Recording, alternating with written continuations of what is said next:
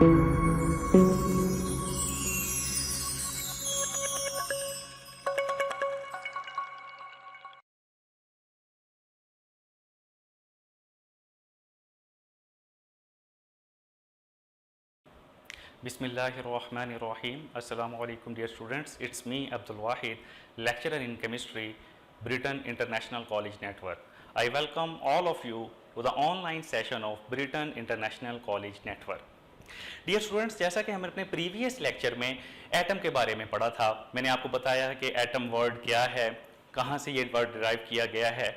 उसके बाद हमने चंद डाल्टन्स लॉ की थ्योरी पढ़ी थी, उसके पास्टुलेट्स पढ़े थे, उसके बाद हमने एटम की डेफिनेशन पढ़ी थी, फिर हमने उसके बाद मॉडर्न रिसर्चर्स का वर्क पढ़ा था, उसके बाद हमने रोल ऑफ जे बेrzelius पढ़ा था। और मैं उम्मीद करता हूँ कि आप जो मैं पढ़ा रहा हूँ आप साथ साथ याद कर रहे होंगे और आपको समझ भी आ रही होगी। डियर स्टूडेंट्स, आज का जो हमारा टॉपिक है वो बड़ा इंटरेस्टिंग टॉपिक है and that is evidence of atom. अगर हम उर्दू तर्जमा करें तो इसका मतलब है एटम का सबूत। देखिए, जो ग्रीक फिलोसफर्स थे उन्होंने वो जितनी भी बातें की थी that were based on the hypothesis, मतलब मफरूजी बातें थी, हवा में तीर चलाने के मुतरादिफ। लेकिन बाद में लोगों ने कहा जी आप हमें इसका सबूत तो दें कि एटम वाकई ही एग्जिस्ट करता है या नहीं करता। और आप जानते हैं जब हम किसी भी बंदे से या किसी भी इंसान से सबूत की बात करते हैं तो हम उसको अपनी आंख से देखना चाहते हैं, उस सबूत को। डियर स्टूडेंट्स, मैं आपको बताऊं सी थ्योरी, देखने की आखिर वजह, हम कैसे देखते हैं, देखने का अमल क्या है। आप देखने के लिए हमें तीन चीजों की जरूरत होती है। नंबर वन, हमें आंख चाहिए उस चीज को देखने के लिए, हमारे पास लाइट होनी चाहिए, और नंबर थ्री, हमारे पास वो ऑब्जेक्ट होना चाहिए जिसको हम देखना चाह रहे हैं। फॉर एग्जाम्पल, हम ये बोर्ड मार्कर देखना चाहते हैं। देखिए, मेरे पास आंख भी है और बोर्ड मार्कर भी है। अगर लाइट ना हो तो क्या मैं इसको देख सकता हूं? मैं नहीं देख सकता, डेफिनेटली।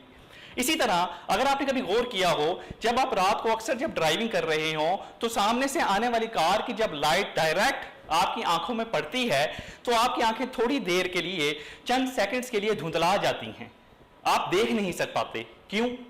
इसका मतलब यह हुआ कि हम कोई भी चीज तब देख सकते हैं जब वो लाइट उस ऑब्जेक्ट के साथ रिफ्लेक्ट करके वापस हमारी आंख में आए, तभी हम किसी भी ऑब्जेक्ट को देख सकते हैं। इसी तरह अगर अब हम बात करें कि एविडेंस ऑफ एन एटम, तो नो डाउट एटम को देखना कोई इतना आसान नहीं है, लेकिन हमने नियरेस्ट अप्रोच की है एटम को देखने की। तो हम टॉपिक पर चलते हैं। हमारा टॉपिक है एविडेंस ऑफ एन एटम।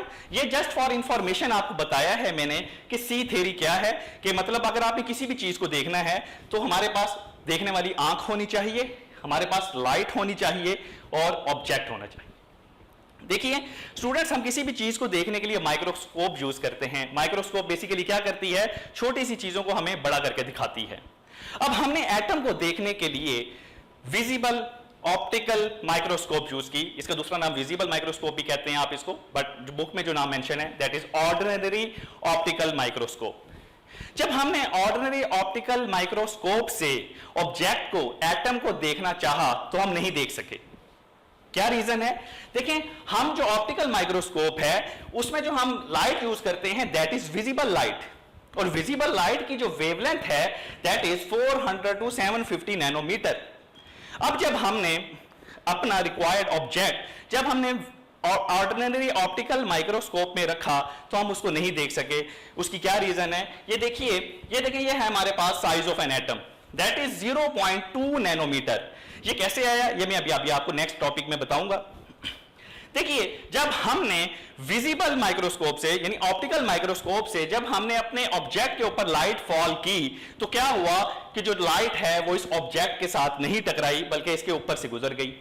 तो मैंने आपको भी बताया कि हम कोई भी ऑब्जेक्ट तब देख सकते हैं जब वो लाइट उस ऑब्जेक्ट के साथ टकरा के रिफ्लेक्ट बैक करे। तो यहां पर देखें, लाइट इसके ऊपर से गुजर गई है जिसकी वजह से हम यहां पर अपना रिक्वायर्ड ऑब्जेक्ट यानी एटम को नहीं देख सके। तो यहां पर एक बड़ा इंपॉर्टेंट शॉर्ट क्वेश्चन भी बनता है कि why we can't see an atom by using optical microscope, कि हम ऑप्टिकल माइक्रोस्कोप को यूज करते हुए एटम को क्यों नहीं देख सके। तो उसकी रीजन ये है because the wavelength of visible light is greater than the size of an atom. क्योंकि जो विजिबल लाइट की जो वेवलेंथ है वो कितनी है, 400 से 750 नैनोमीटर है, जबकि एटम का साइज कितना है, 0.2 नैनोमीटर, जिसकी वजह से हम ऑब्जेक्ट अपना यानी एटम जो है वो नहीं देख सके। फिर अब हमने साइंटिस्ट ने क्या किया, फिर साइंटिस्ट ने इलेक्ट्रॉन माइक्रोस्कोप को यूज किया। अब इलेक्ट्रॉन माइक्रोस्कोप को जब उन्होंने यूज किया, उसके में बेसिकली जो सोर्स है वो इलेक्ट्रॉन बीम है, इलेक्ट्रॉन बीम, और उसकी जो वेवलेंथ है इलेक्ट्रॉन बीम की दैट इज 0.0025 नैनोमीटर। जब आपने अपने एटम को जब हमने इलेक्ट्रॉन माइक्रोस्कोप में रखा तो हमें वो एटम इजीली नजर आ गया। क्यों? उसकी रीजन ये है, जो इलेक्ट्रॉन बीम की अगर आप वेवलेंथ देखें वो है 0.0025 नैनोमीटर, तो जो हमारा एटम का साइज है दैट इज 0.2 नैनोमीटर। जब हमारे पास इलेक्ट्रॉन बीम हमारे एटम के ऊपर फॉल आउट हुई तो क्या हुआ कि ये वेवलेंथ इसके साथ टकराकर वापस आई।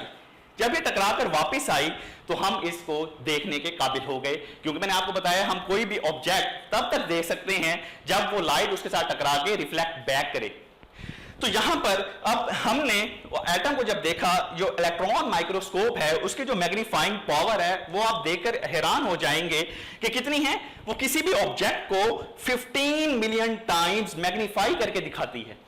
15 मिलियन टाइम्स का मतलब है 150 लाख गुना, इतना बड़ा वो उस ऑब्जेक्ट को हमें करके दिखाती है। तो यहां पर फिर एक शॉर्ट क्वेश्चन बनता है कि why we can see an atom by using electron microscope. हम विजिबल माइक्रोस्कोप से नहीं देख सके थे, लेकिन हम इलेक्ट्रॉन माइक्रोस्कोप से देख सकते हैं।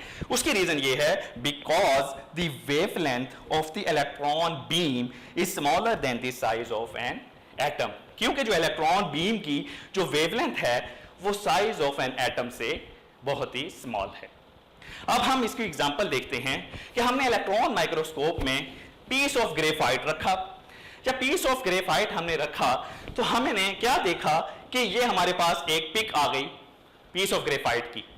इसके दरमियान में ये जो वाइट ब्राइट बैंड है ये क्या है, ये लेयर्स ऑफ कार्बन एटम है, जबकि ये जो ब्लैक है लाइन ये दिस इज एम्प्टी स्पेसेस। तो यहां से हमें एक आइडिया हुआ, तो ग्रेफाइट है that is consist of layers of carbon atom. तो यहां से हमें आइडिया हुआ कि जो एटम है वो एग्जिस्ट करता है।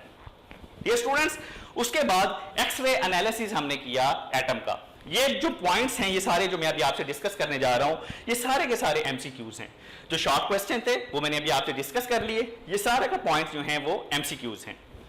एक्सरे एनालिसिस हमें क्या बताता है, 20th सेंचुरी में जब एक्सरे एनालिसिस परफॉर्म किया गया तो उसने हमें डायामीटर ऑफ एन एटम के बारे में बताया। उसने बताया कि जो एटम का जो डायामीटर है वो है 2 × 10⁻⁻⁻10 मीटर, और या आप इसको इस तरह से भी लिख सकते हैं 0.2 नैनोमीटर, क्योंकि 1 nanometre is equal to 10⁻⁻9 metre. या आप इस तरह से भी लिख सकते हैं 200 picometre, because 1 picometre is equal to 10⁻⁻12 metre. Okay, ये तो हमें एक्सरे एनालिसिस ने डायमीटर ऑफ एटम के बारे में बताया।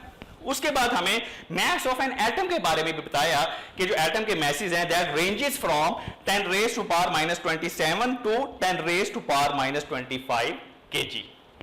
उसके बाद हमें masses are measured in atomic mass unit scale. जो हम एटम का जो मास है वो हम एटॉमिक मास यूनिट स्केल में मेजर करते हैं, और 1 एटॉमिक मास यूनिट की वैल्यू क्या है, 1 एटॉमिक मास यूनिट की इज इक्वल टू 1.661 10⁻⁻27 kg। या आप इसको इस तरह से भी लिख सकते हैं 1.661 10⁻⁻24 ग्राम, या आप इसको इस तरह से भी लिख सकते हैं 1.661 मल्टीप्लाइड बाई 10⁻⁻21 मिलीग्राम। ये वैल्यू 1 एटॉमिक मास यूनिट की ये वैल्यू यहां पर कैसे आई, जब हम आगे नेक्स्ट टॉपिक पढ़ेंगे रिलेटिव एटॉमिक मास, तो मैं उसमें आपको बकायदा प्रूफ करके दूंगा कि 1 AMU की ये वाली वैल्यू हमारे पास कैसे आई। उसके बाद आप ये जानकर मजीद हैरान होंगे कि एक डॉट, अगर मैं फिर बोर्ड मार्कर से एक डॉट लगा रहा हूं, अगर आप एक पेंसिल से डॉट लगाएं तो एक डॉट के अंदर 2 मिलियन एटम एग्जिस्ट करते हैं। आप यहां से अंदाजा लगा सकते हैं कि एटम का साइज कितना स्मॉल है। डियर स्टूडेंट्स, आज हमने जो एविडेंस ऑफ एन एटम पढ़ा है वो मैंने आपको बुक में से पॉइंट्स हाईलाइट किए हुए हैं। अगर आप वहां से देखें तो ये आपको पॉइंट्स सारे समझ आ जाएंगे। जैसे कि मैंने एविडेंस ऑफ एटम में इलेक्ट्रॉन माइक्रोस्कोप को हाईलाइट किया हुआ है कि हमने इलेक्ट्रॉन माइक्रोस्कोप को डिस्कस किया है। हमने फिर विजिबल माइक्रोस्कोप या ऑप्टिकल माइक्रोस्कोप में जो विजिबल लाइट यूज की है उसकी वेवलेंथ बुक में भी लिखी हुई है, यहाँ पर भी मेंशन की है। उसके बाद हमने फिर बात की कि इलेक्ट्रॉन माइक्रोस्कोप ऑब्जेक्ट को कितने गुना हमें बड़ा करके दिखाती है, दैट इज 15 मिलियन टाइम्स, यानी कि 150 लाख गुना। उसके बाद फिर हमने एक्सरे एनालिसिस को डिस्कस किया कि उसने हमें डायमीटर ऑफ एटम के बारे में बताया, उसने हमें मैसेज ऑफ एटम्स के बारे में बताया, उसने बताया कि मैसेज ऑफ एटम जो हैं वो एटॉमिक मास यूनिट स्केल में मेजर किए जाते हैं, और फिर एटॉमिक मास यूनिट की वैल्यूज क्या हैं वो मैंने आपसे डिस्कस की। और उसके बाद अमेजिंगली फैक्ट डिस्कस किया कि एक डॉट के अंदर तकरीबन 2 मिलियन एटम एग्जिस्ट करते हैं। 2 मिलियन का मतलब है 20 लाख।